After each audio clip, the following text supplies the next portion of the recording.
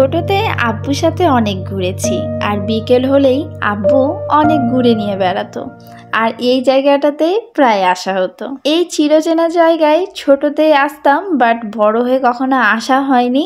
তো একদম লাইফ পার্টনারকে সাথে করেই এখানে আসলাম দ্বিতীয়বার। আগে কিন্তু এই ব্রিজে এতটাও মানুষ হতো না, কিন্তু এখন দেখছি জনপ্রিয় হয়ে উঠছে দিন দিন। তো এইটা হলো আমাদের রাজশাহীর পঞ্চবটির আইবাদ। তো সেদিন হঠাৎ করে চলে যেয়ে মনটা অনেক ভালো হয়ে গেছে, যদিও মনটা খারাপ ছিল না।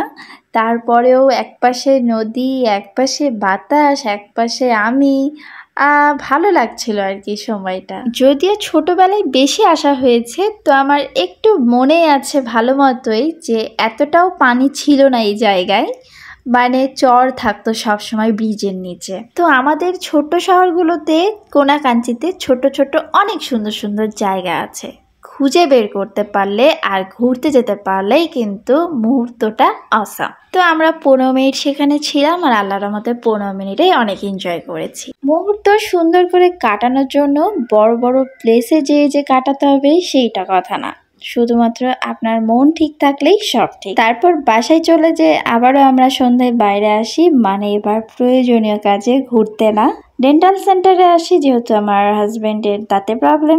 তারপরে ডেন্টাল সেন্টার থেকে বের হয়ে কিছু জিনিস কিনতে লাগলাম।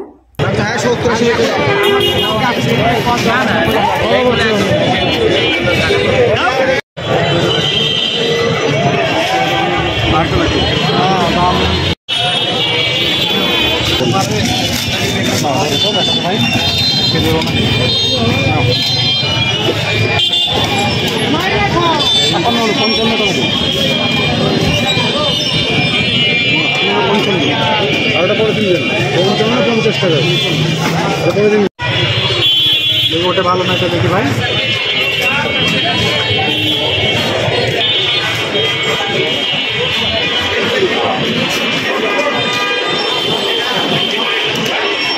এই তো এই জিনিসগুলো নিয়ে এখন চলে যাব শ্বশুর বাসায়, যেহেতু শাশুড়ি মায়ের জ্বর, তো ওনাকে একটু দেখিয়ে আসি।